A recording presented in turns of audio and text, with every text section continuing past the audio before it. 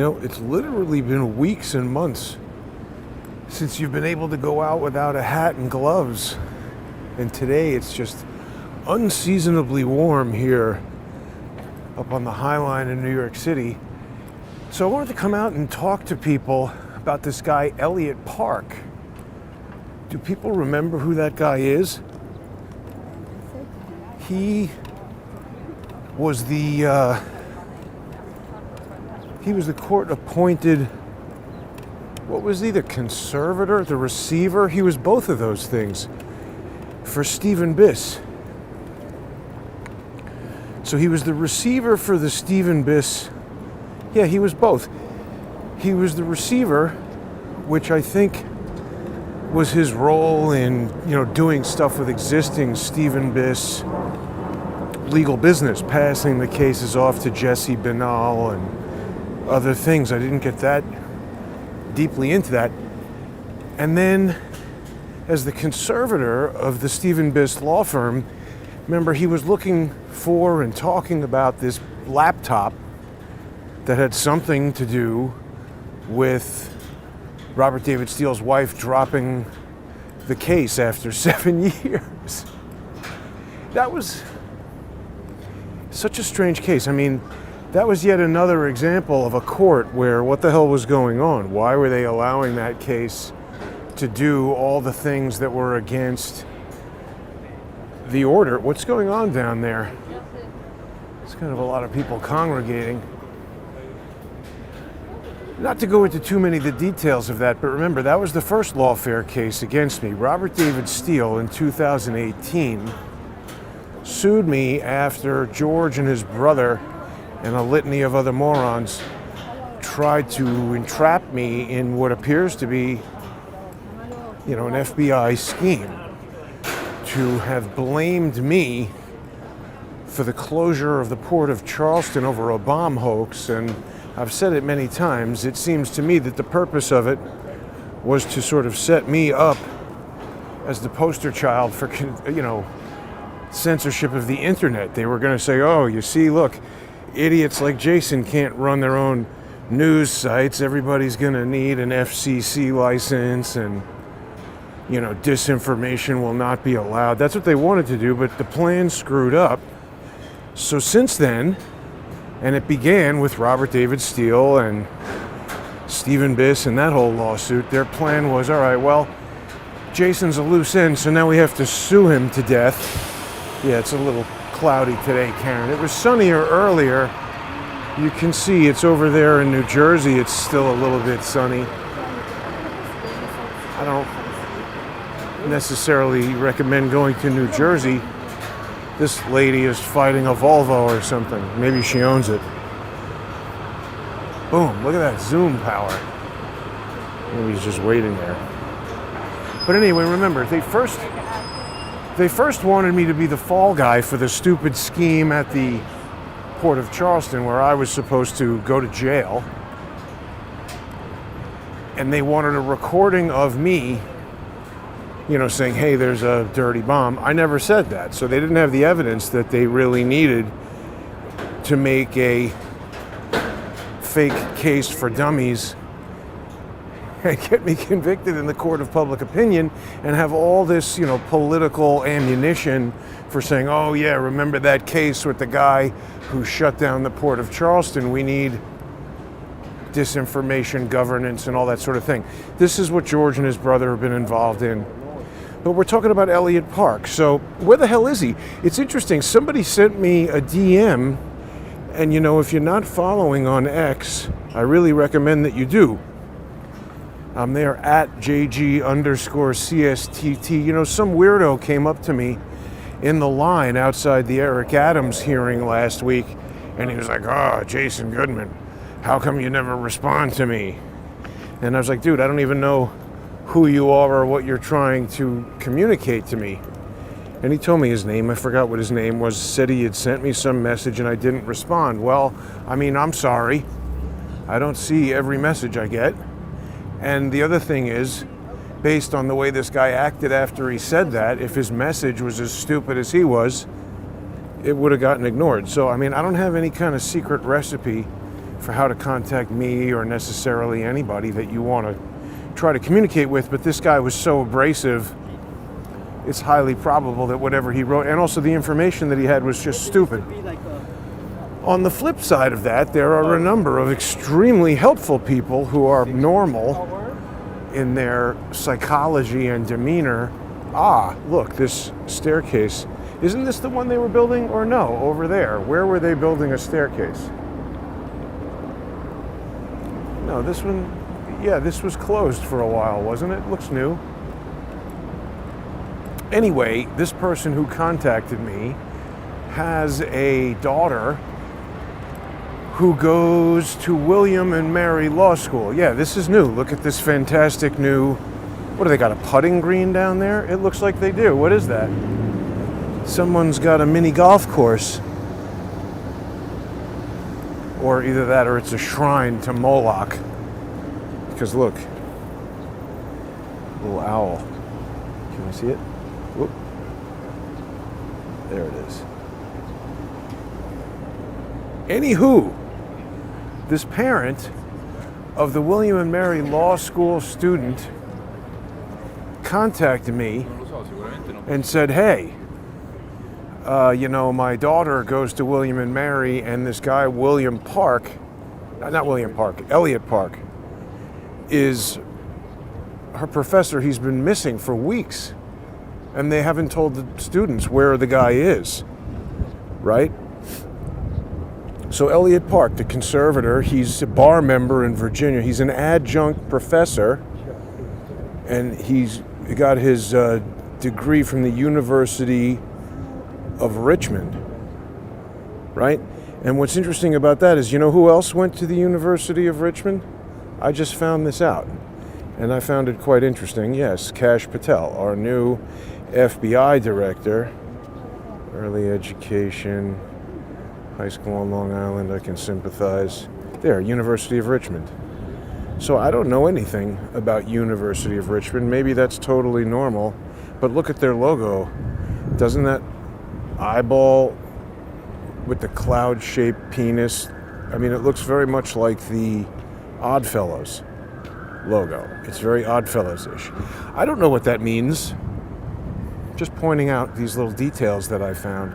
The weird part is that Elliott Park has been missing for weeks and weeks, and this parent of the law school student tells me they haven't even called the cops. I mean, isn't that weird? So I've been trying to call the law school, but they don't answer, which also is weird to me. Why would a law school not answer the phone? You'd think there'd be a lot of people there able to answer the phone. No. And also his law firm, I called him. I don't know if people saw that. I put it on X again, my phone call with Elliott Park. It was almost 1 year ago to the day. That was like February 6th. Superb owls, exactly, Charles. I don't know, do people want me to play that phone call? It's a little long. It's like 7 minutes. Maybe people can just go look at that on X. I don't know if a lot of people in the chat say you want me to play the phone call, I will. But the point is, I spoke to the guy a year ago, and I'm pretty sure he lied to me because he was writing documents for Robert David Steele's wife, even though technically she wasn't represented by him. So that's why he didn't want to admit that on the phone, but it's funny, because he's only, I forget when he was born. He's like mid-60s, He's not a super old guy. I mean, if you encounter like Dershowitz or something, somebody in their 80s who does stuff by typewriter or whatever, I guess I could understand that. Although Dershowitz would not, because he probably has assistants and secretaries and things like that. But, this guy, Elliott Park, I had noticed from his filings in the Steele v. Goodman, he's like submitting paper filings, which in the 8 years of lawfare persecution and practicing law in federal court, as the Honorable M. Hannah Locke told me I was doing. And remember, I'm not a lawyer. Nothing I'm saying here is legal advice. But in 8 years, I've never seen another lawyer submit stuff on paper. I mean, the only other person I know who's doing that in court is George Webb, and I think he stopped. I'm pretty sure his brother writes his filings. Now, that thing that's usually here with art all over it is not here. That's fine. But the question is, what the hell is going on with Elliott Park? Because in my phone call with him, we were talking all about what's going on there. This missing laptop from Steven Biss. Now, to help people understand what was going on with that phone call, should I play it? I'll play it so people know what I'm talking about. Do I have it? Oh, I hope I remember to bring it. Yeah, I did. Here it is. And we got sirens anyway, so this is good. Hello? Mr. Park? Yes. Good morning. It's Jason Goodman. How are you? Mr. Goodman from the Bronx. That's how you came up as the Bronx. How are you? Well, I just wanted to ask you about the Steele v. Goodman case. I saw that you were kind of representing Kathy Steele, making those filings for her. But I didn't make any filings. You didn't write those letters to the court that were filed on behalf of Kathy Steele that said that she's not going to be pro se and that she doesn't have a new lawyer that would just submit it on February 1st? You didn't write that? February 1st? No, I didn't write that. Judge Gibney, the missing laptop. What evidence is there that Steven Biss's laptop has gone missing? That was the excuse that she gave for not being able to find a new attorney. Well, I didn't write the letter. I was in the hospital. I'm sorry to hear that. But so, all right, whatever. But you did say that the laptop was stolen from his office, right? Well, the laptop is missing, whether it's stolen or lost or in destroy. I don't know. I don't have the laptop. But didn't you say you went to the office and there was evidence that there had been a laptop, like a printer and wires that looked like somebody had abruptly unplugged the laptop and left? You did see that, right? Yeah. Okay. So did you call the police? Is there a video surveillance camera in the office building? What did you do when you discovered this laptop was missing and contains crucial information? Mr. Goodman, I fulfilled my duties to the court. But wait a minute. And my duties as a receiver. What happened to the laptop? Because I don't think it was your duty as the receiver to represent Mrs. Steele in court by filing documents for her. Now, you've just told me on the phone you didn't write those documents. Are you sure that's correct? I do not represent Mrs. Steele. Did you make any filings for her? And the only document that I filed with the court was in response to the subpoena that you and I talked about whenever it was. It was a couple months ago, you and I talked or whatever, and at that point the subpoena had been issued, I had been served, I had not responded to it because my deadline was 30 days hence or whatever, and a couple days prior to the deadline for the subpoena, wrote one letter to the court as I was instructed to do, and I sent it actually not to Judge Gibney. My instructions were to send it to the clerk and only to the clerk, and that's what I did. Okay, so this letter that was filed on February the 1st, that starts off 0900 Wednesday 31 January 24 Fairfax County, which is the exact format that all of your letters start with. It's signed by Kathy Steele. It talks about procedural posture. It's written obviously by a lawyer, which Kathy Steele is not. You're telling me you didn't write this letter, even though it looks exactly like every other letter you've written to the court. What did I do? What did I just tell you? I think you're lying to me because it looks like you wrote this letter and you told me that you know Steven Biss and there's no evidence that the laptop was stolen. And I'll tell you something else. I spoke to a detective at the Charlottesville Police Department in Virginia. And he looked up in their database and said that there's been no police report of any burglary at 300 West Main Street from August 2023 until February 1st. So it's weird to me that you're assigned to look over the Steven Biss law firm, you discover the laptop's been stolen and you don't tell the police. Plus, you told me you know the guy for 30 years, and it seems to me that you are writing filings for his clients. Do you want to Hey, tell me what's Goodman? going on, or do you want me to sue you to figure it out? Listen to me. I was in the hospital. I don't care about your personal problems, Elliot, okay? Because it seems to me that you've been fucking with a case that's been up my ass for 7 years. And if I'm right, you've made a huge mistake. Why don't you tell me the truth right now so we don't have to do this the hard way? Why did you write this letter for Steele? Why didn't she withdraw the case? And what the fuck are you assholes up to? You know these guys that own 300 West Main Street? The lawyers that sold it to themselves? What the fuck is going on over there, Elliot? Now is the moment for you don't know them. Okay, we're going to find out a lot of stuff about what you know and what you don't know, Mr. Park, because I think you've been fucking with this case, and I think there's criminal shit going on. Why did you make these filings for Kathy Steele, Elliot? I did not make any filings for Kathy Steele. Thank you very much. Period. Thank you very much. We may have to find out under oath. I can't believe that you're a lawyer.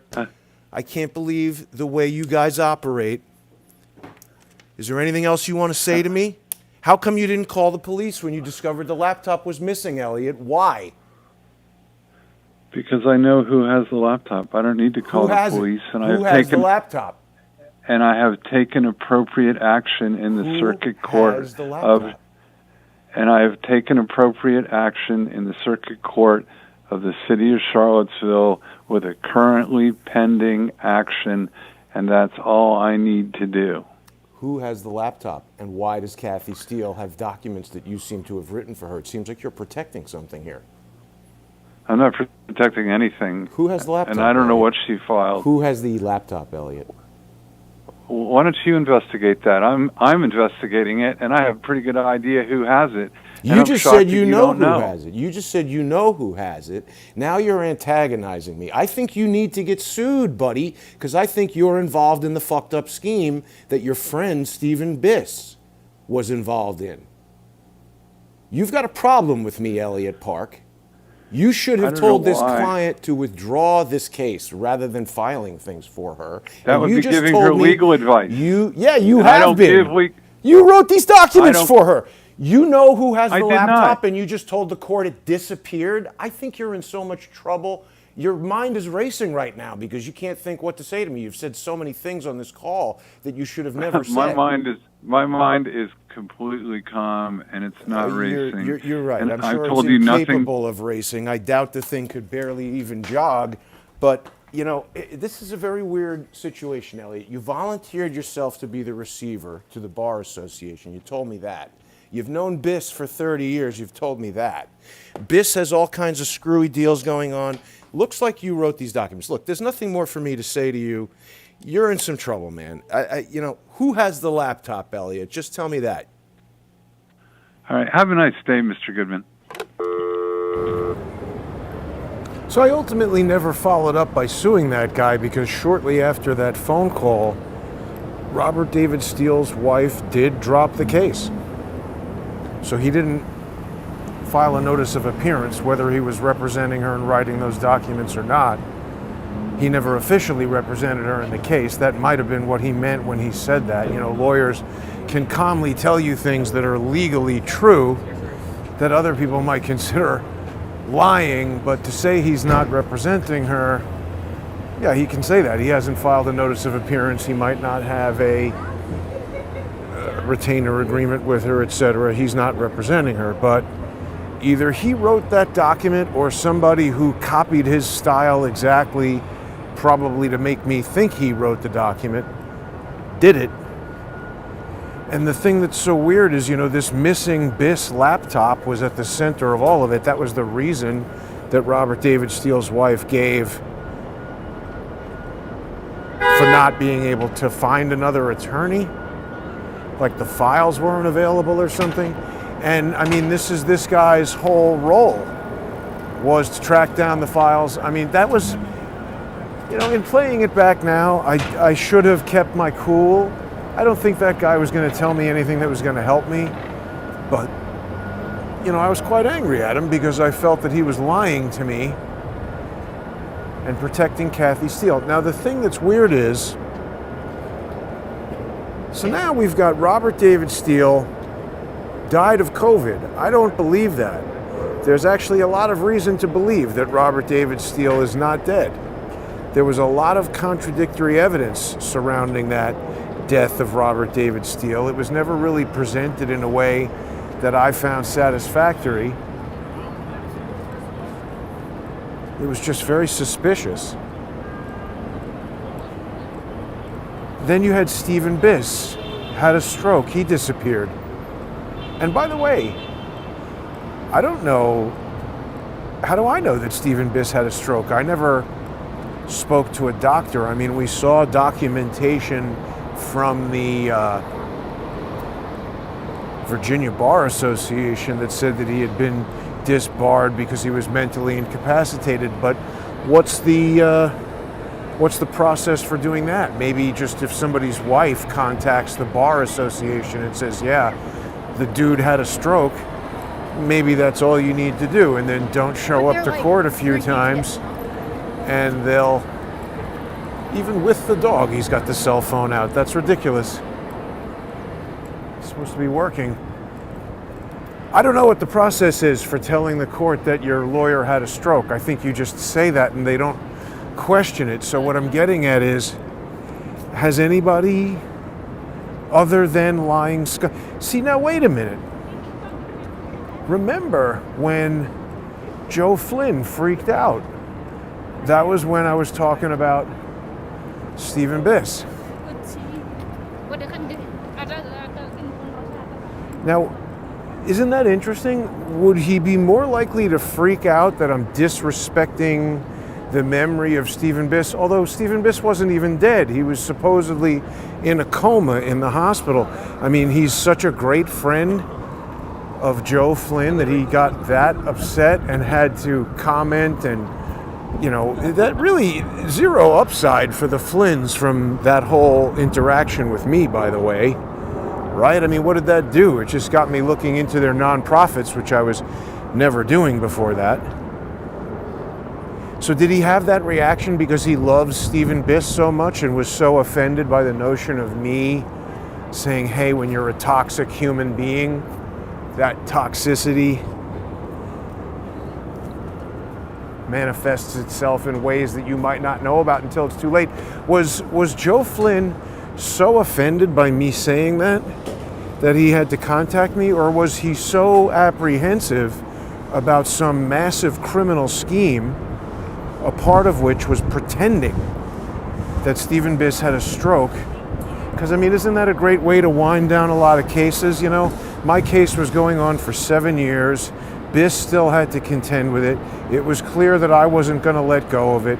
He had basically nothing in that case. I mean, everything that I was saying, the law in Virginia, you're not even allowed to carry on a defamation case when the person who was defamed has died.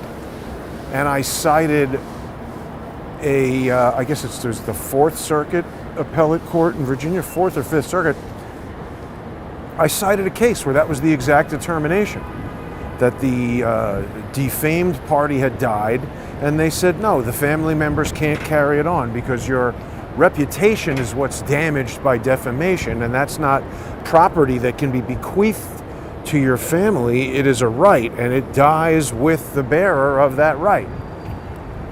So the case should have ended, but they weren't letting it end because, you see, what's happened now is I've been in this lawfare game long enough that I'm starting to see patterns, lawfare patterns, understanding how it works. You see, and I've said it many times over the past few days, but it bears repeating. What's this? Bluestone Ale? Does it say? Bluestone Lane. Huh, looks new. Well, I'll say it again because it bears repeating. Lawfare, damn it, what was I going to say? It was so important. I get so distracted by all these things around in New York. I was talking about how I've been in this long enough to start understanding these patterns, right? So Biss, those guys are gone.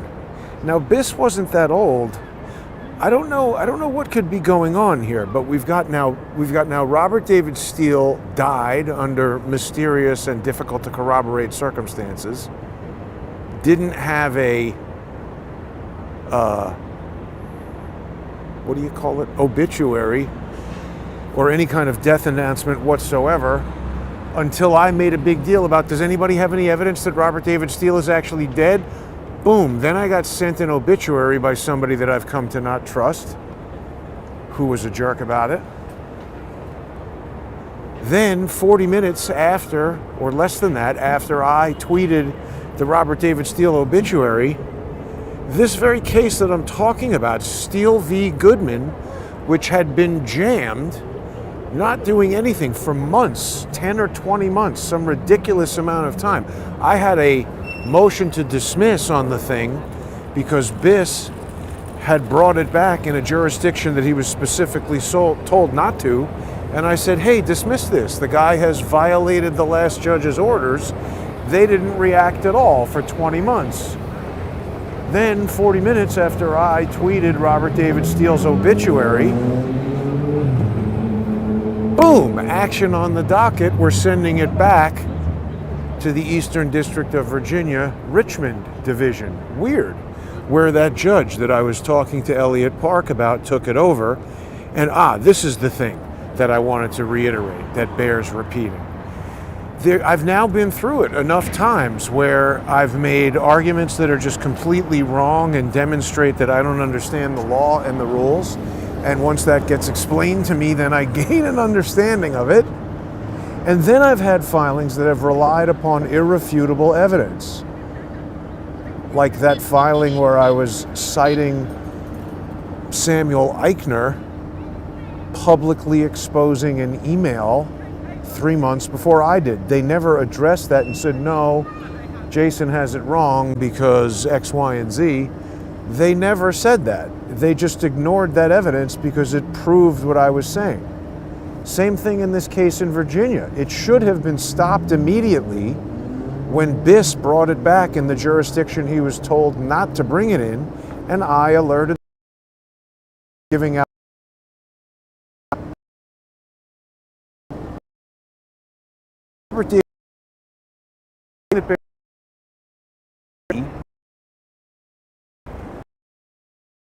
a problem.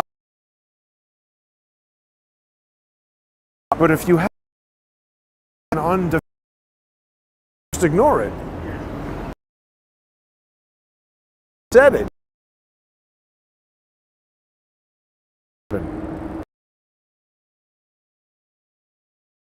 Might have. How did that? I wish this. Are we still?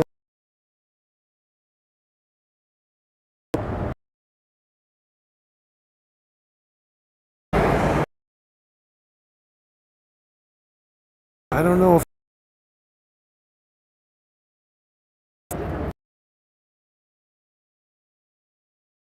Yeah, now people.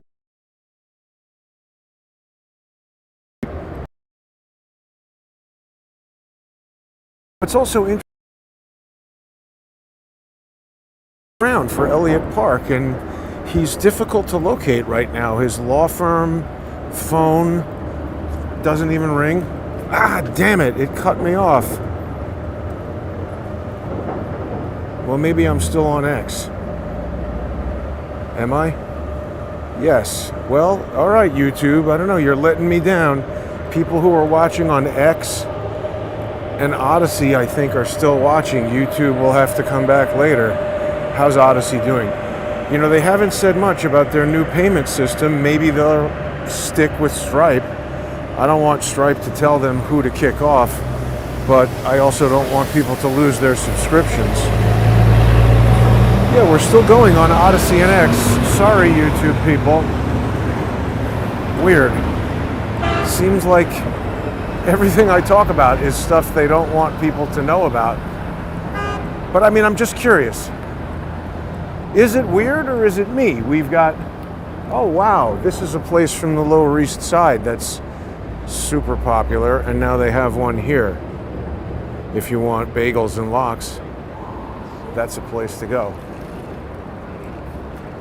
So we got 3 people associated with this case who have just disappeared. Robert David Steele, he disappeared.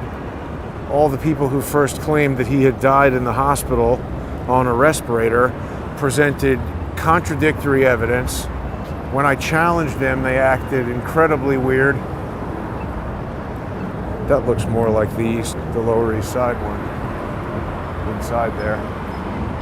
Bagels and bialys.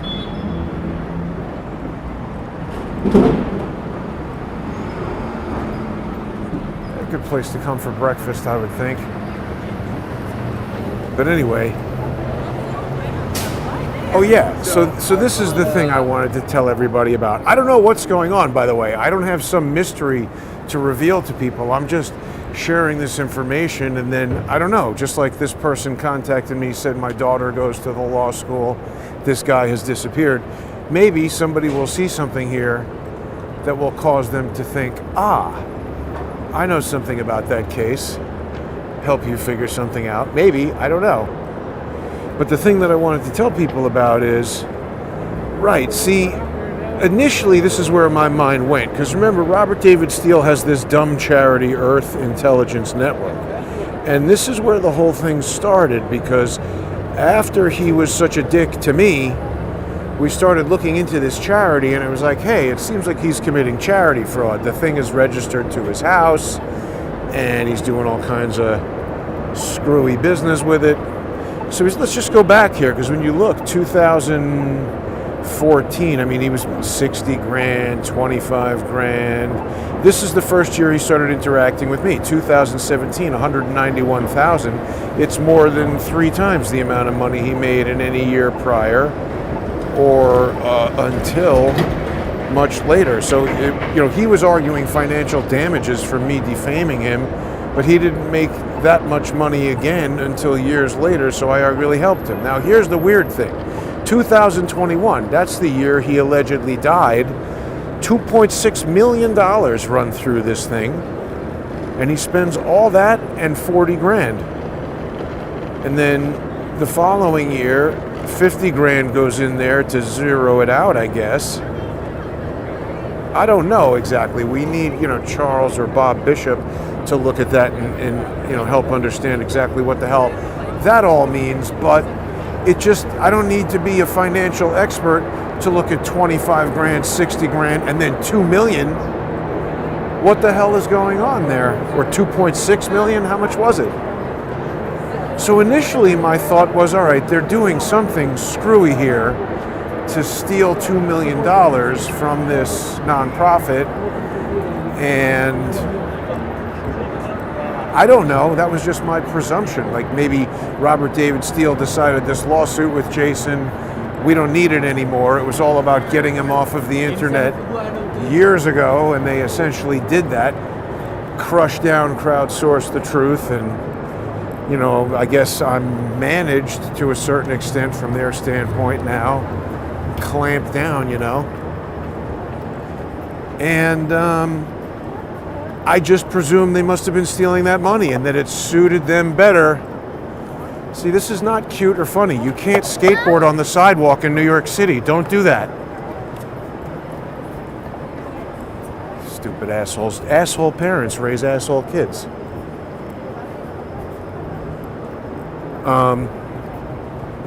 I presume they were stealing the money.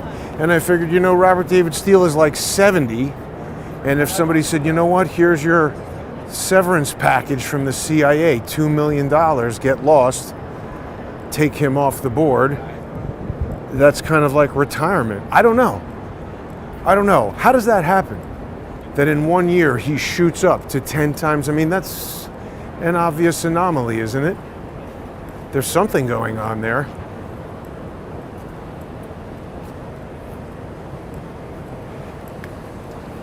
That's unbelievable that YouTube crapped out like that.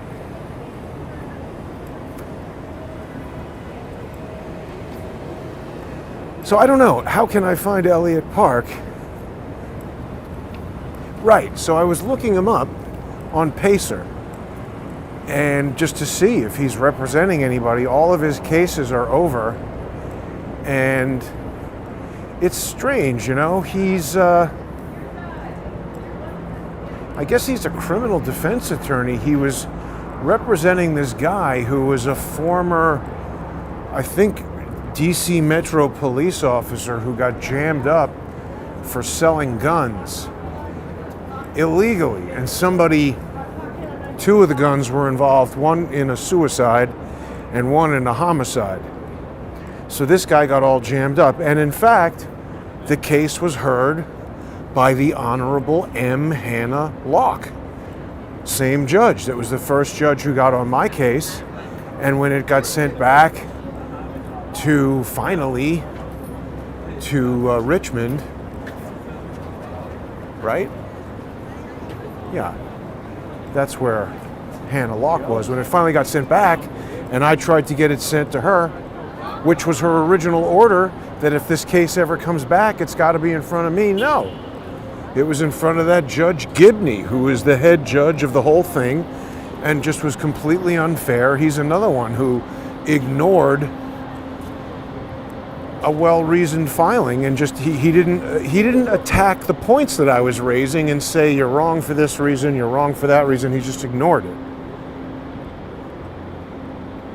And you know what? If you had a lawyer and you're like, but wait a minute, we made all these arguments and he ignored it, the lawyer would come to you and say, listen, I know it's frustrating. Judges are like this. If you want, I can write another motion for this or that or the other thing, but you got to keep in mind it's going to take X number of hours. It's going to cost you $2,000. It's likely to upset the judge. Blah, blah, blah, blah, blah. So you get it. The lawyer has a way of kind of baby stepping you in one direction or another that kind of greases the skids of court and keeps it all working, where you get somebody like me in there, a pro se who won't let it go. I'm a real fly in the ointment for them,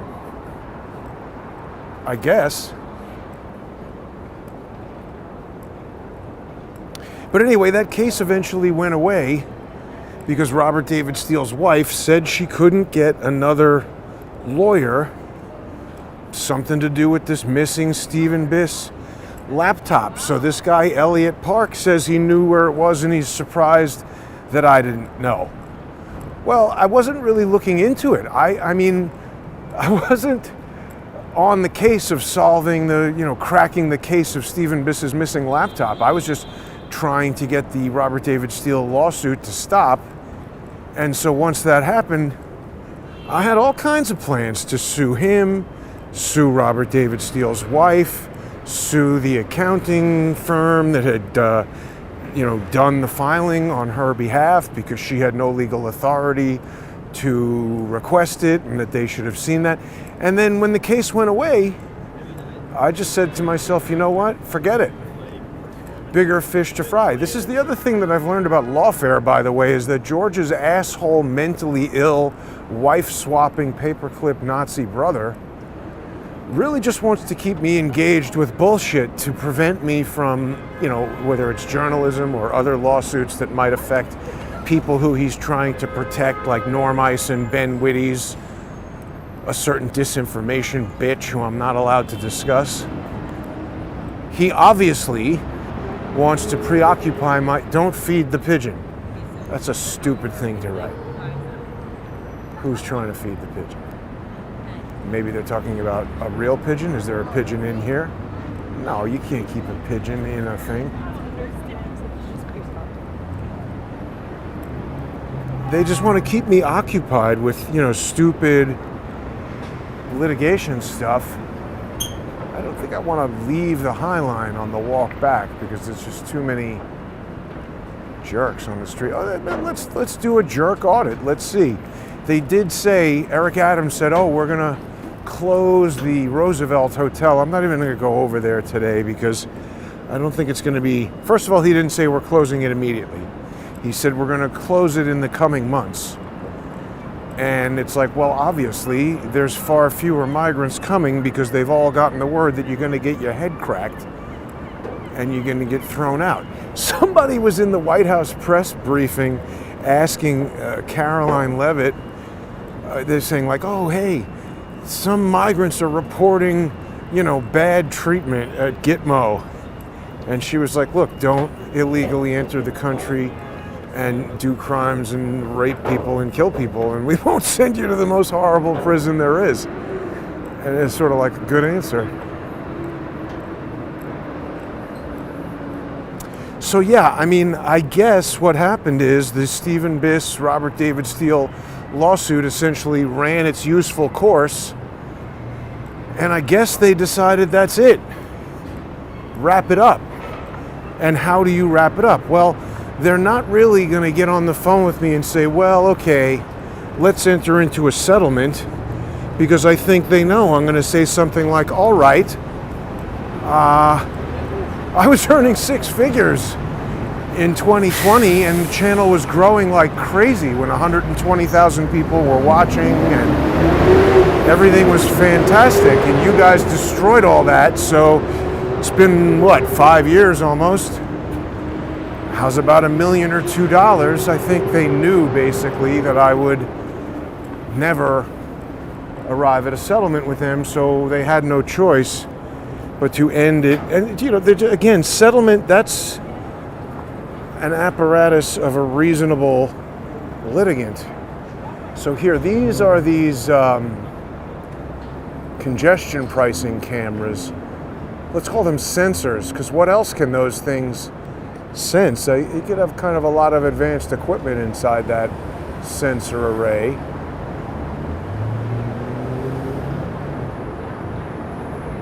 I don't know what that is. But again, they don't enter into settlements. They just need to find some way to end the lawsuit and get those guys out of it.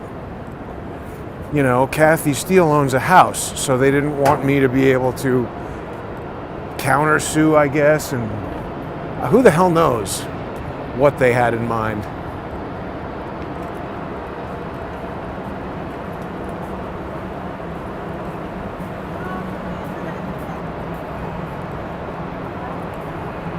Pretty empty over here today. Like, there's no doubt that there are far fewer people around in areas that were very congested by migrant troublemakers than there were just 1 month ago. I think they all realize that there's a new sheriff in town and he's cracking skulls. So even though there is going to be some activity over at the Roosevelt Hotel and other hotels, there's just not as much activity around. I welcome that. I think that's fantastic.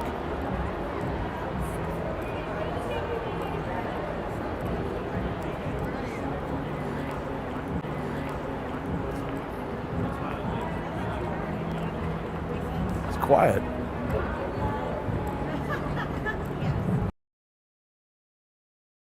What we're hearing about is the Roosevelt,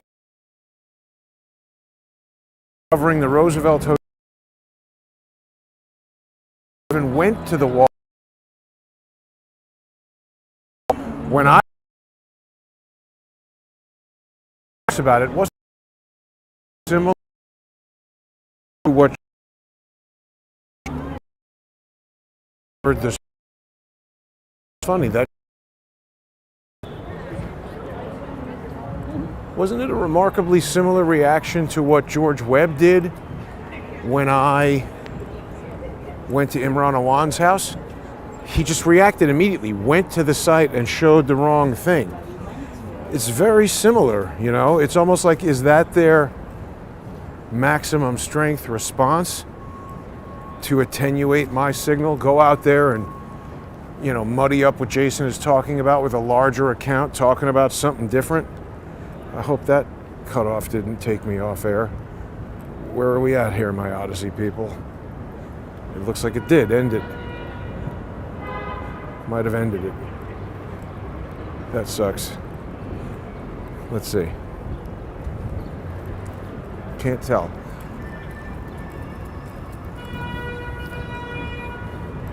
No, I think it's back. Currently 7 people watching. Thanks for watching on Odyssey, everybody. If you aren't subscribed on Odyssey, I recommend you do, even for free. It's a great way to watch the show. It's a wonderful technology platform, and you can sponsor. It's the most economical way. Yeah, it's still working on X as well. It's the most economical way to sponsor the show for as little as $3 per month, plus a 58-cent Odyssey fee. You're going to get access to all the sponsor exclusive content, and you help support Odyssey, small tech, medium tech, whatever. And you're supporting Crowdsource the Truth. People can also, you can still use your regular credit card on there. They're going to be, they say, changing the credit card provider, but hasn't happened yet. So you can still use your regular credit card on Odyssey to sponsor the show. And please do that. Thanks to everybody who's sponsoring on all the different channels. Odyssey.com/@crowdsourcethetruth, crowdsourcethetruth.substack.com, subscribestar.com, and patreon.com/crowdsourcethetruth. And you can also subscribe on X. So if you're following on X at JG_CSTT, you can subscribe on there and also access sponsor exclusive content. But seriously, if you know anything about Elliott Park, I think Manuel Chavez knew something about this. I'm not really in communication with him. Thankfully, he and I don't really interact too much anymore, but he was involved with these guys at some point and knows certain things about them. In fact, I even communicated with him a little bit about this. He was kind of friends, I guess, with Steven Biss's wife, and so when Biss had his stroke, I don't remember the exact details, but I believe his wife had contacted Mr. Chavez about somehow accessing this, I think, this laptop that everybody's talking about. And he did some kind of remote connection to it, helped her copy it to a hard drive or something like that. I'm not sure. People would have to go back and look for whatever it is he said about this to confirm it all. But if anybody is in touch with him and feel like asking him if he knows anything about Elliott Park, I'd certainly be interested to know what the hell is going on here. So, see, the real reason why this all comes back around now is that these guys are all connected to Dan Bongino and Kash Patel, and not indirectly, by the way. So the attorney who took over a lot of Steven Biss's cases is Jesse Banal. And Jesse Banal is on the board of directors of Kash Patel's foundation, which I had something on Twitter earlier where I was talking about how there's something posted on the Kash Patel. Here, let's see if I can show this to everybody. How do we want to do this here?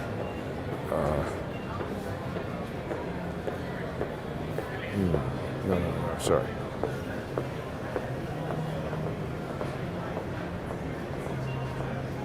There we go. Yeah, so Kash Patel, there is a trust. This is very vague. I don't understand it. There is a trust associated with Kash Patel which has loaned his nonprofit like $150,000 on some kind of interest-free loan. And it just doesn't seem like there's a whole lot of... Here it is. Let's see if we can get this. How can we get this on here? There we go. So we've got this. Kash Patel has not really explained the trust affiliated with him. You see what that says there? It says, a trust affiliated with Mr. Kash. Mr. Kash? Shouldn't it be Mr. Patel? Has loaned $150,000 at zero interest for a short-term period. And then a company owned by Mr. Olis has sold merchandise and services to the organization. So Binal is part of this. Andrew Olis is one of the directors.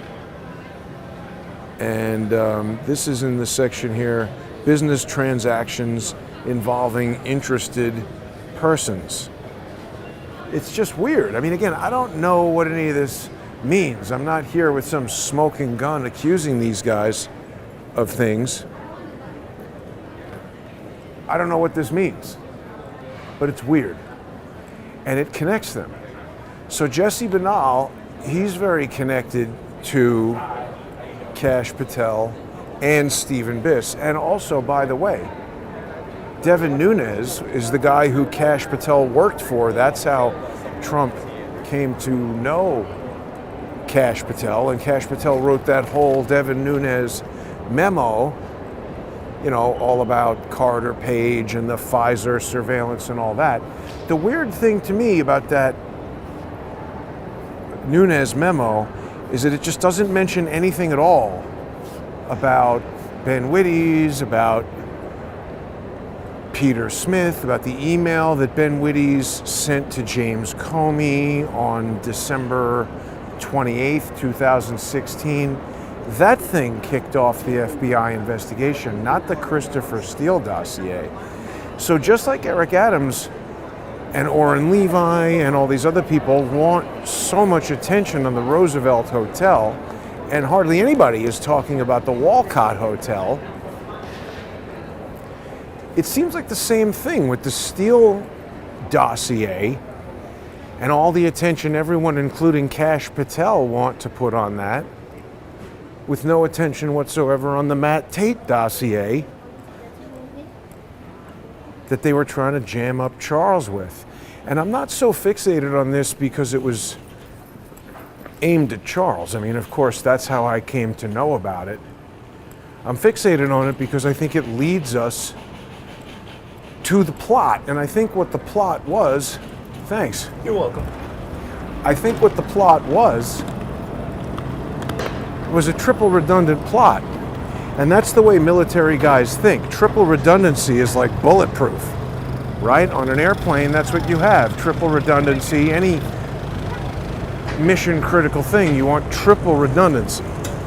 Okay, so if we're going to attempt through a lawfare military action, which we know Charles Dunlap has said, lawfare is 21st century military activity. Now, this was a migrant hotspot. This is the migrant bus station. Notice far fewer criminals hanging out.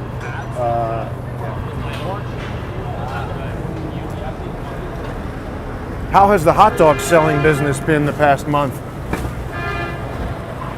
How's the hot dog business selling the past month? The past month, it's not going down? Huh. Interesting. I'm surprised. Maybe migrants don't buy hot dogs. That guy says very nice. Maybe there are still migrants using the bus here. I don't know. Looks like a far smaller number of people to me. There used to be bikes lined up here, maniacs hanging out, doing drugs, selling drugs. Seems to be a lot less. It's like I was thinking are there? This is new. Steaks, cheese steaks, beers and burgers.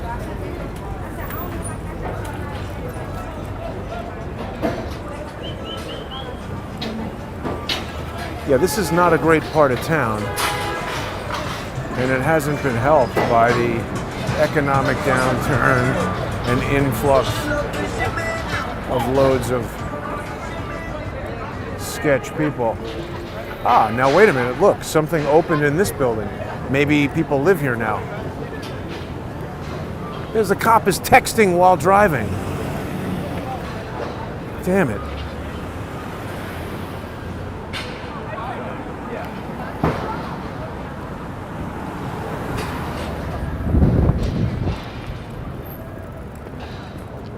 Is that window already smashed?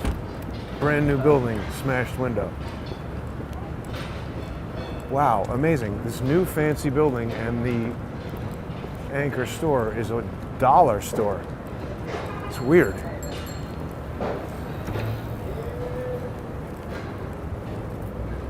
So this is my concern. There's a lot of some people say, you know, it's fine. Kash Patel, it's, you know, at least we don't have Kamala Harris. And look, of course, I agree with that. and whoever she would have picked would be much worse. Yes. But if Kash Patel and Dan Bongino are also connected to crooked dealings and shifty people, how can we just switch from shifty people we don't like to shifty people some people do like? What is going on with that?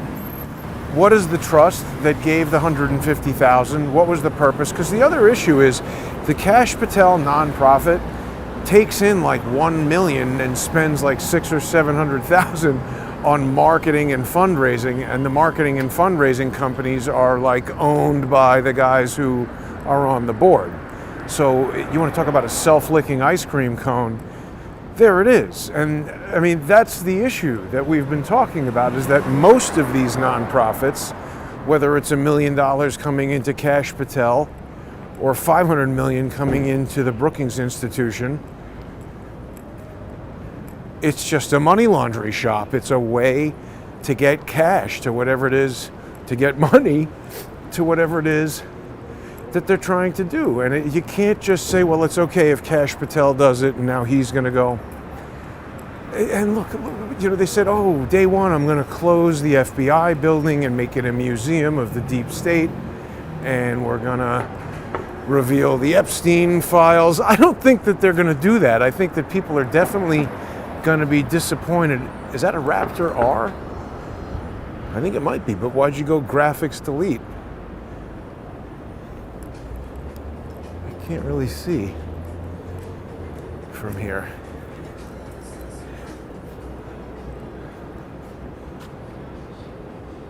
Yeah, definitely a Raptor. I think it's an R. Let's check. Watch me get hit by a car looking to see if this is a Ford Raptor R. Yeah, it is. Oh no, it's not. You got to have a red R for it to be an R. Right? I guess it's just a... Oh, it must be... Yeah, it's years earlier. Okay, so that's not the same. Hey, waiting for a friend of mine who I was supposed to have breakfast with. And I was reading Variety back in the day when, like, it was delivered to me daily, and I would read it like a paper. But there was, like, interesting things in there, like what movies were happening and who I would call based on needing 3D stuff and whatever. Anyway, was reading that, and there was just some article about maybe Tower Records or Sam Goody or something, and I remember thinking, this is going to happen to movie theaters. They're all going to close. And I was surprised that that hasn't happened yet. But when they when they demoed the 23rd Street movie theater, that's a big deal. New York City, there's a big market, and nobody's going to that movie theater, obviously. It's a lot of real estate, expensive to maintain. Movies suck. There are far fewer of them since the pandemic. They're all totally DEI, LGBTQ,